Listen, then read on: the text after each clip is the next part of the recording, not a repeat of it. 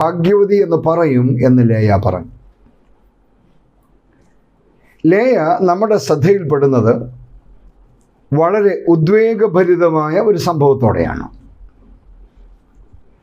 തൻ്റെ അനിയത്തിയുടെ വിവാഹ ദിവസം അവളുടെ മണിയറയിൽ എത്തപ്പെട്ട ലേയ. അതിൻ്റെ കാരണങ്ങളും സാഹചര്യങ്ങളും കഴിഞ്ഞ എപ്പിസോഡിൽ വിവരിച്ചിരുന്നത് ശ്രദ്ധിച്ചിരിക്കുമല്ലോ. അതുകൊണ്ട് ഇപ്പോൾ ഇവിടെ ആവർത്തിക്കുന്നില്ല. ഈ സംഭവത്തിന് 7 വർഷങ്ങൾക്ക് പിന്നിലേക്ക് ഞാൻ നിങ്ങളുടെ ശ്രദ്ധയെ ക്ഷണിക്കുകയാണ്. ഒരു ദിവസം സായാഹ്നത്തിൽ ആടിനെ മേയ്ക്കാൻ പോയിരുന്ന റാഹേൽ ഓടി കിതച്ചു വരികയാണ്. ലാബാനും ഭാര്യയും ലേയയും മറ്റു മക്കളും പരിഭ്രാന്തിയോടെ ആയിരിക്കാം അവളെ എതിരേറ്റത്.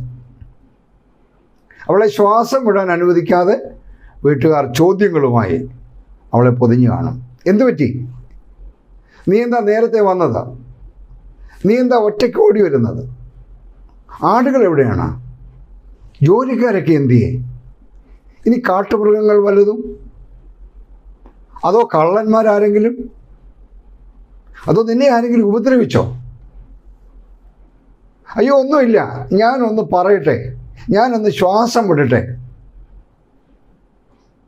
ഒന്ന് ശ്വാസം വിട്ട്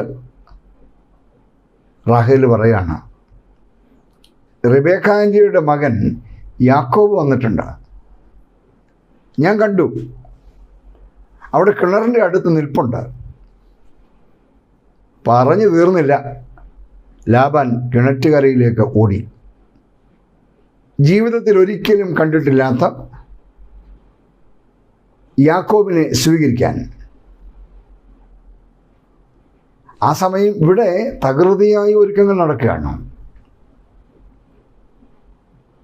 ലാബാൻ യാക്കോബിനെയും കൂട്ടി വീട്ടിൽ വന്നു.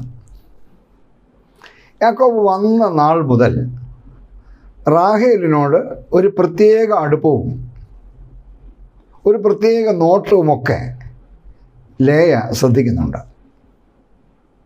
1 മാസം അങ്ങനെ കഴിഞ്ഞു. 1 മാസം കഴിഞ്ഞപ്പോൾ ലാബാനോട് യാക്കോബ് പറഞ്ഞ വാക്കുകൾ ഞെട്ടലോടെയാണ് ലേയ കേട്ടത്.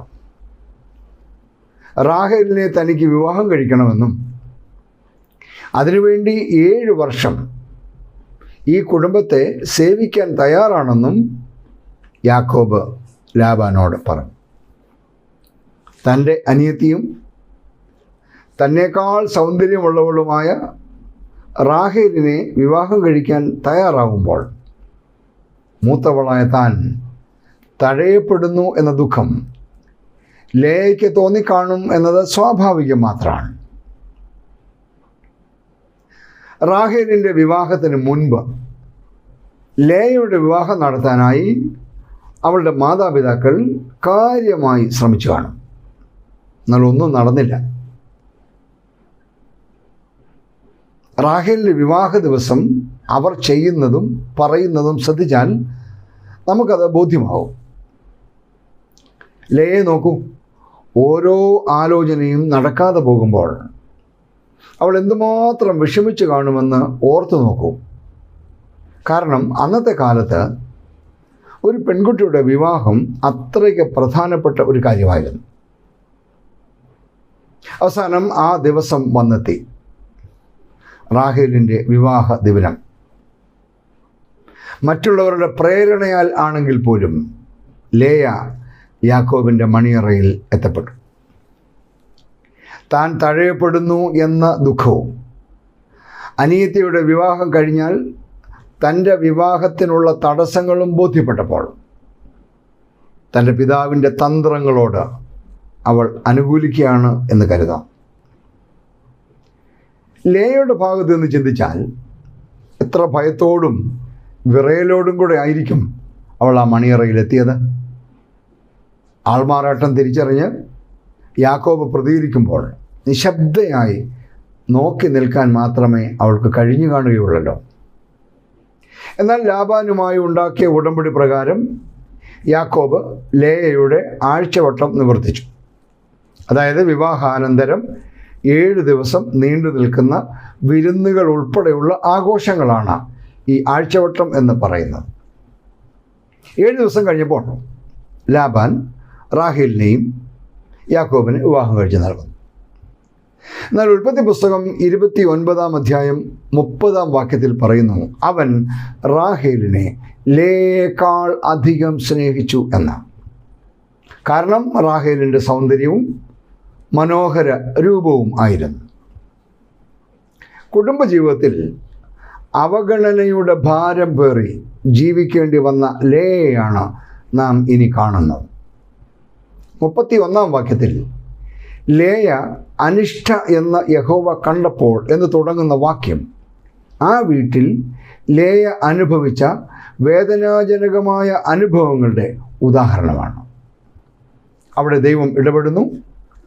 യഹോവ ലേയയുടെ ഗർഭത്തെ തുറന്നു എന്നാണ് അവിടെ രേഖപ്പെടുത്തിയിരിക്കുന്നത്. അന്നത്തെ സാമൂഹ്യ പശ്ചാത്തലത്തിൽ വിവാഹവും കുടുംബജീവിതവുമെല്ലാം മറ്റെന്തിനേക്കാളും ഉപരി വംശവർദ്ധനയ്ക്കുള്ള മുഖാന്തിരമായാണ് കണ്ടിരുന്നത്. മക്കളെ പ്രസവിക്കാതിരിക്കുക, പ്രത്യേകിച്ചും ആൺമക്കളെ പ്രസവിക്കാതിരിക്കുക എന്നത് ദൈവാനുഗ്രഹമില്ലായ്മയായി അവർ കരുതുകയും ചെയ്തു പോകും. അതേസമയം മക്കളെ പ്രസവിക്കുന്നത് വലിയ അനുഗ്രഹമായും കരുതിയിരുന്നു. 127-ാം സങ്കീർത്തനത്തിൽ നാം വായിക്കുന്നു, മക്കൾ യഹോവ നൽകുന്ന അവകാശവും ഉദരഫലം അവൻ തരുന്ന പ്രതിഫലവും തന്നെ. വീരൻ്റെ കയ്യിലെ അസ്ത്രങ്ങൾ എങ്ങനെയോ അങ്ങനെയാകുന്നു യൗവനത്തിലെ മക്കൾ. അവയെക്കൊണ്ട് തൻ്റെ ആവനാഴിക നിറച്ചിരിക്കുന്ന പുരുഷൻ ഭാഗ്യവാൻ. 3 മുതൽ 5 വരെയുള്ള വാക്യങ്ങൾ. ഇവിടെ ലേയ അനിഷ്ട എന്ന് കണ്ടപ്പോൾ യഹോവ അവൾക്ക് ആ വലിയ അനുഗ്രഹം നൽകുകയാണ്. അവിടെ തന്നെ റാഹേലോ മച്ചിയായിരുന്നു എന്ന് എഴുത്തുകാരൻ പ്രത്യേകം രേഖപ്പെടുത്തിയിരിക്കുന്നു. റാഹേലിൻ്റെ ബാഹ്യ സൗന്ദര്യത്തിൽ മതിമറന്നുപോയ യാക്കോബിന് ലേയയിലൂടെ മക്കളെ ദൈവം നൽകിയെങ്കിലും ഒരിക്കൽ പോലും അവൻ അവളെ മനസ്സുകൊണ്ട് സ്നേഹിച്ചില്ല എന്ന് തുടർന്നുള്ള ഓരോ സംഭവങ്ങളും വെളിവാക്കുന്നുണ്ട്. ഓരോ ഗർഭധാരണ സമയത്തും ലേയ പറയുന്ന വാക്കുകൾ അവൾ അനുഭവിച്ച ഹൃദയവേദനയുടെ തെളിവുകളാണ്. ചില ഉദാഹരണങ്ങൾ മാത്രം ഞാൻ നിങ്ങളുടെ ശ്രദ്ധയിലേക്ക് കൊണ്ടുവരാം. ആദ്യജാതനായ രൂബേനെ പ്രസവിക്കുമ്പോൾ അവൾ പറയുകയാണ്, യഹോവ എൻ്റെ സങ്കടം കണ്ടു, ഇപ്പോൾ എൻ്റെ ഭർത്താവ് എന്നെ സ്നേഹിക്കും. രണ്ടാമൻ ശിമയോനെ പ്രസവിക്കുമ്പോൾ അവൾ പറയുന്നു, ഞാൻ അനിഷ്ട എന്ന് യഹോവ കണ്ടതുകൊണ്ട് ഇവനെയും എനിക്ക് തന്നു. മൂന്നാമൻ ലേവി ജനിക്കുമ്പോൾ അവൾ പറയുകയാണ്, ഇപ്പോൾ ഈ സമയം എൻ്റെ ഭർത്താവ് എന്നോട് പറ്റിച്ചേരും, ഞാൻ അവന് 3 പുത്രന്മാരെ പ്രസവിച്ചുവല്ലോ. ചില കാലങ്ങൾക്ക് ശേഷം സെബൂലൂനെ പ്രസവിക്കുമ്പോൾ ദൈവം എനിക്ക് ഒരു നല്ല ദാനം തന്നിരിക്കുന്നു, ഇപ്പോൾ എൻ്റെ ഭർത്താവ് എന്നോടുകൂടെ വസിക്കും, ഞാൻ അവന് 6 മക്കളെ പ്രസവിച്ചുവല്ലോ എന്ന് ലേയ പറഞ്ഞു. എന്ത് സങ്കടകരമായ ജീവിതാനുഭവങ്ങളായിരുന്നു ലേയയുടേത് എന്ന് മനസ്സിലാക്കാൻ ഈ വാക്യങ്ങൾ ധാരാളം മതിയല്ലോ. എന്നാൽ അവളുടെ സങ്കടങ്ങളുടെ നടുവിലും അവൾ നല്ല ദൈവബോധമുള്ളവളായിരുന്നുവെന്ന് നമുക്ക് മനസ്സിലാക്കാം. ഉദാഹരണത്തിന് 4ാമത്തെ മകനെ പ്രസവിക്കുമ്പോൾ അവൾ പറയുന്നുണ്ട്, ഇപ്പോൾ ഞാൻ യഹോവയെ സ്തുതിക്കും എന്ന് പറഞ്ഞ് അവൾ അവന് യഹൂദ എന്ന് പേരിട്ടു. സെബൂലൂനെ പ്രസവിക്കുമ്പോൾ ദൈവം എനിക്കൊരു നല്ല ദാനം തന്നിരിക്കുന്നു എന്ന് പറഞ്ഞു. ഏത് കഷ്ടനഷ്ട സങ്കടങ്ങളുടെയും നടുവിലും ആരെല്ലാം വെറുത്താലും ഉപേക്ഷിച്ചാലും ദൈവത്തിൽ ആശ്രയം കണ്ടെത്താൻ കഴിഞ്ഞ ഒരു പുണ്യ വനിതയായിരുന്നു ലേയ. പത്രോസ് അപ്പോസ്തലൻ തൻ്റെ 1-ാം ലേഖനത്തിൽ ദൈവം മാനിക്കുന്ന സൗന്ദര്യം എന്താണ് എന്ന് വ്യക്തമാക്കുന്നുണ്ടല്ലോ.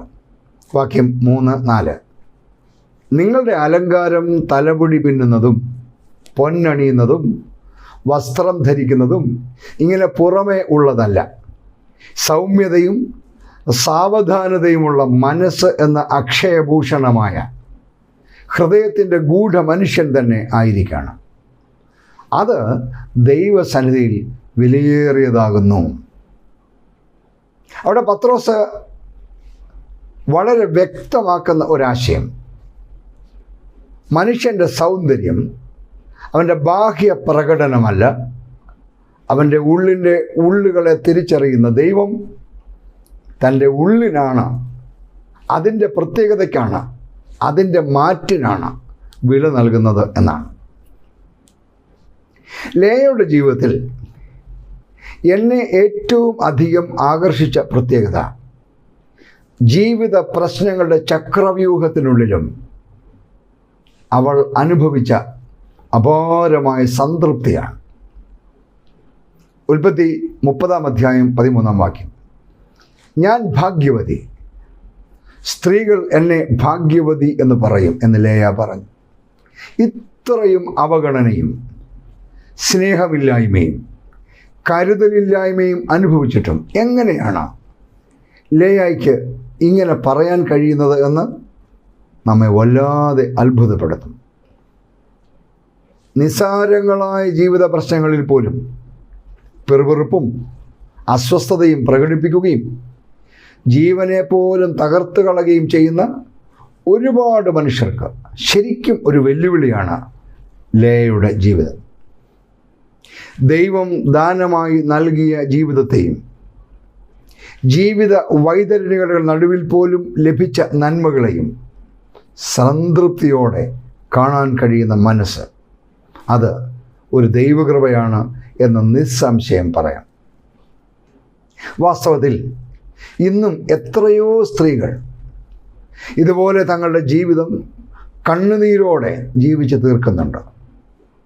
ഏത് ഭാര്യയും ഭർത്താവിൽ നിന്നും പ്രതീക്ഷിക്കുന്നത് ആത്മാർത്ഥമായ സ്നേഹവും കരുതലും പരിഗണനയുമാണ്. ഇവയൊന്നും ലഭിക്കാതെ വെറും യാന്ത്രികമായി ജീവിതം തള്ളി നീക്കുന്ന ലേയമാർ ധാരാളമുള്ള ഒരു സമൂഹത്തിലാണ് നാം ജീവിക്കുന്നത്. താൻ പ്രസവിച്ച മക്കളോടുള്ള സ്നേഹം കൊണ്ടെങ്കിലും യാക്കോബ് തന്നോട് അടുപ്പം കാണിക്കും എന്ന് ലേയ പ്രതീക്ഷിച്ചുവെങ്കിലും അതും വൃഥാവിലായി.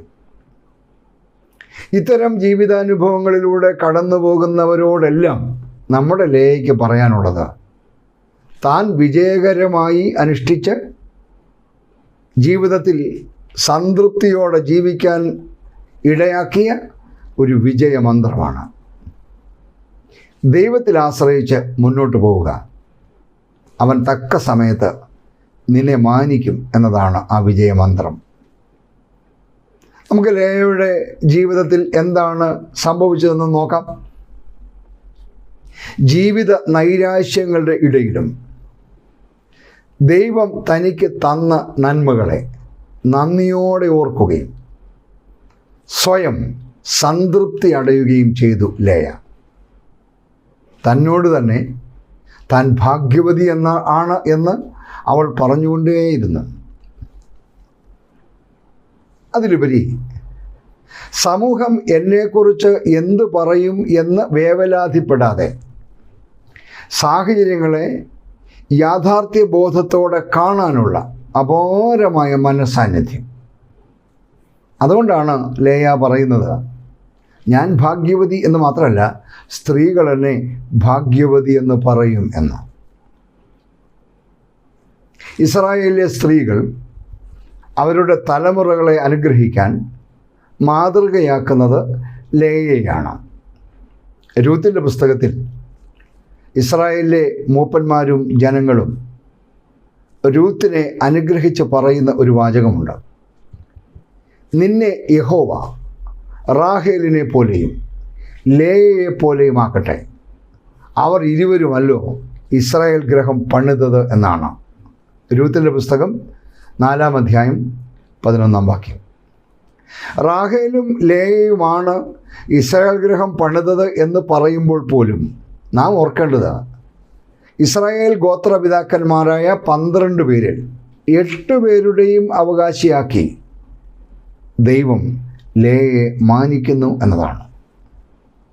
ഏറ്റവും മഹത്തരമായി ലോകരക്ഷകനായ മശിഹായുടെ പൂർവികയാകാനുള്ള ഭാഗ്യം ദൈവം അവൾക്ക് നൽകിയെന്നത് എങ്ങനെയാണ് വാക്കുകൾ കൊണ്ട് വിവരിക്കാനാവുക? റാഹേൽ വഴിമധ്യേ മരിച്ച് ബെത്ലഹേമിലേക്കുള്ള വഴിയോരത്ത് എവിടെയോ അടക്കപ്പെട്ടപ്പോൾ വാഗ്ദത്ത നാട്ടിൽ മരിച്ച് അടക്കപ്പെടാനുള്ള ഭാഗ്യം ദൈവം ലേയയ്ക്ക് നൽകുകയാണ്. പ്രിയപ്പെട്ടവരെ, ബാഹ്യ സൗന്ദര്യവർദ്ധനവിനായി അമിതമായി അധ്വാനിക്കുന്നവരും ബാഹ്യ സൗന്ദര്യത്തിൻ്റെ വെളിച്ചത്തിൽ മനുഷ്യന് മാന്യത കൽപ്പിക്കുകയും ചെയ്യുന്ന ആധുനിക ലോകത്തോട് മുഖം മൂടിയാൽ ജീവിതമാകെ മറഞ്ഞുപോയ ഈ കാലം വിളിച്ചു ചോദിക്കുകയാണ്, ശവക്കുഴി